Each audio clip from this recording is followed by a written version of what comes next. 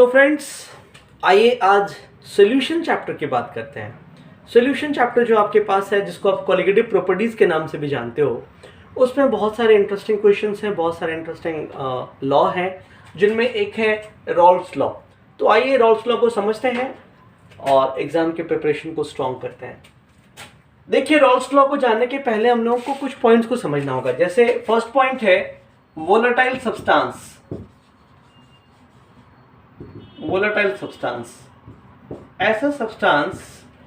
ऐसा सब्सटेंस जो बहुत ही इजीली वेपर में कन्वर्ट हो जाता हो, जिसको थोड़ा सा हीट करने से ही वो वेपर में कन्वर्ट हो जाए, ऐसे सब्सटेंस को वोलेटाइल सब्सटेंस कहेंगे। जैसे पेट्रोल, डीजल, केरोसिन, स्पिरिट, ठीक है ना, थिनर, इस तरह के सब्सटेंस। इनमें इंटर पार्टिकल फोर्सेस बहुत वीक होता है, ठीक है ना। तो इसके कॉमन एग्जांपल क्या हो गए? पेट्रोल, डीजल, ठीक है। अब एक है non volatile substance. Non volatile substance, अब ये सब्सटेंस क्या है, इसको समझना है। बहुत सारे ऐसे सब्सटेंस हैं जो नॉन वोलेटाइल हैं, मतलब जिनका सॉल्यूशन यदि आप लेते हैं तो उसको बहुत ज़्यादा हीट करेंगे तब भी बहुत थोड़ा सा वेपर फॉर्म होगा। तो ऐसे सब्सटेंस को आप क्या कहेंगे? नॉन वोलेटाइल सब्सटेंस कहेंगे। जैसे सुक्रोज, यूरिया, ठीक है, इथाइलिन ग्लाइकॉल, ये सब क्या है? नॉन वोलेटाइल सब्सटेंस है, ठीक है। ये वोलेटाइल हो गया, ये नॉन वोलेटाइल हो गया, ये दो सब्सटेंस क्लियर हो गए। अब आइए मेन कॉन्सेप्ट की बात करते हैं, मेन लॉ की बात करते हैं, ठीक है। तो रॉल्स लॉ में क्या है ना, दो सेक्शन है, दो पार्ट है। आइए देखते हैं क्या क्या है। केस 1 की बात करते हैं।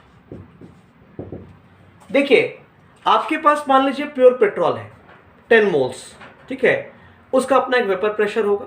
लेकिन यदि आपने एक दूसरा सैंपल लिया जिसमें 8 मोल पेट्रोल है और 2 मोल यूरिया है, तो उस सॉल्यूशन का वेपर प्रेशर पहले वाले सॉल्यूशन के वेपर प्रेशर के रिस्पेक्ट में स्मॉलर होगा, कम होगा। तो वो कितना होगा एग्जैक्टली, इसको फाइंड करने के लिए रॉल्स ने जो लॉ दिया उसी को हम लोग अभी पढ़ेंगे। तो रॉल्स लॉ का क्या कहना है? The vapour pressure of a solution, the vapor pressure of a solution containing non-volatile solute, the vapor pressure of a solution containing non-volatile solute is directly proportional to mole fraction of pure solvent. Directly proportional to mole fraction of pure solvent. देखिए, आपके पास एक solution है, उस solution पे आपने क्या मिला रखा है? नॉन वोलेटाइल सोल्यूट को मिक्सअप कर रखा है। तो पहले जो प्योर सॉल्यूशन था उसके रिस्पेक्ट में उसका वेपर प्रेशर कम तो होगा ही होगा, ठीक है। That means PA proportional to XA। यहाँ A क्या है? सॉल्वेंट है, और B क्या है? सोल्यूट है। PA equal to K into XA। PA equal to K into XA, ये हो गया आपका मैथमेटिकल फॉर्म। अब क्या है, यदि XA को 1 लेते हो, ठीक है, if XA equal to 1, XA यदि 1 होता है तो इसका मतलब ये है कि सॉल्यूशन पूरा पूरा प्योर है, और सॉल्यूशन यदि प्योर है तो उस केस में PA क्या हो जाएगा? कुछ वैल्यू होगी उसकी, ठीक है, दैट इज PA नॉट, ठीक है।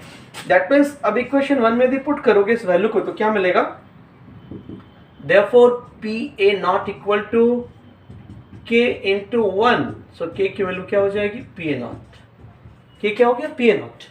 अब फिर से इस इक्वेशन को, फिर से इस वैल्यू को इक्वेशन 1 में पुट कर देते हैं, तो वहां से क्या रिजल्ट आ जाएगा? Therefore, PA equal to PA naught into XA। PA naught into XA। तो ये आपका फर्स्ट केस का मैथमेटिकल फॉर्म हो गया। A क्या है? प्योर सॉल्वेंट, और B क्या है? नॉन वोलेटाइल सोल्यूट, ठीक है।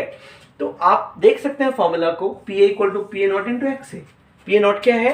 प्योर सॉल्वेंट का वेपर प्रेशर, और XA क्या है? अभी जो सोल्यूशन लिया है आपने उसमें उसका मोल फ्रैक्शन, ठीक है। तो ये फर्स्ट केस हो गया। अब सेकेंड केस जो है ना, इसी का डेवलप्ड फॉर्म है, इसी का एक्सटेंशन है, उसमें अलग से कुछ नहीं है। अब सेकेंड केस में क्या है, देखिए, केस 2, इफ द सोल्यूशन, मान लीजिए सोल्यूशन ऐसा है जिसमें दोनों के दोनों वोलेटाइल कंपोनेंट्स है, if the solution is containing, if the solution is containing both volatile components,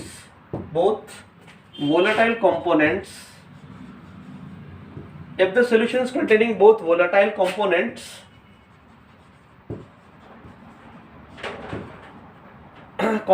then मान लीजिए पेट्रोल और डीजल को मिक्स कर देते हैं, तो उसमें क्या है, दोनों के दोनों वोलेटाइल है, दोनों की वजह से कंट्रीब्यूशन आएगा, दोनों ही वेपर प्रेशर को सपोर्ट करेंगे, तो किसका कंट्रीब्यूशन क्या होगा, टोटल प्रेशर क्या हो जाएगा, इसको फाइंड करना है।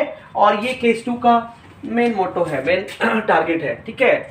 If the solution is containing both volatile components, then P total pressure जो होगा उसमें दोनों के कंपोनेंट्स आएंगे, P A plus P B, दो कंपोनेंट्स है मान लीजिए ए और बी, और दोनों के दोनों वोलेटाइल है, तो पी टोटल क्या हो गया बताइए, पी टोटल हो गया P A naught into X A plus P B naught into X B,